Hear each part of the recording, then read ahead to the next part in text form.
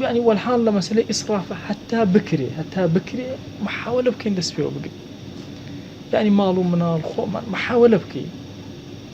طبعا هندي جار ناكري لدستو درجة والله حتى بكري أندازكي كمتر زور طبيعية حتى باسي وأكري كخواردن قرم نكريتو خواردن مثلا للسلاجة غازي سلاجة هلا مش خواردن بوشي وازن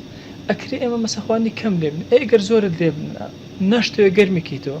الترتيب هي جواني أكام أيضا مال دراوسي من زور استفادة من مالك عرب كل بغداد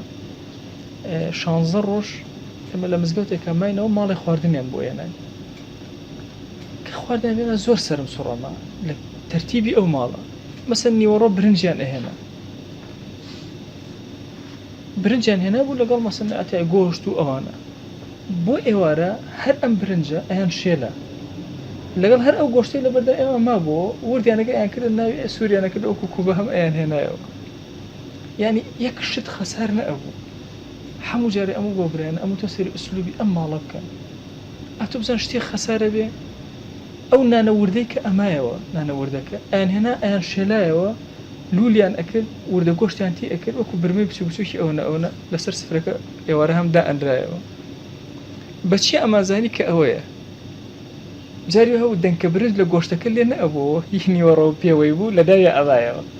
به اما زانی اما هینی ورا که اوی کردو هنده بهارات وشتی پیو کردو هست پیو نه اکل ایت دوای یکی لکرکانیان من الکاره بو تم ورا بزن تو دایک اما خریکی چی باشکاتی چور فریا اکل چی اکل چون او خواننا دوباره او ترتیب اکاتو نانی بیانی رو اکی بياني عينا أوي إوارب وأن هنا أكر ببرما يا أكيد وكو كوبي بتشوشي لي أكر شتيكي نوع أكيد تري لي أكر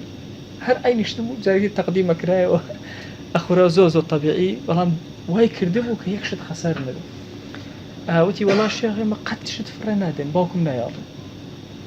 بخاف هيني ولا باكي برسم لقيت الدواي وتم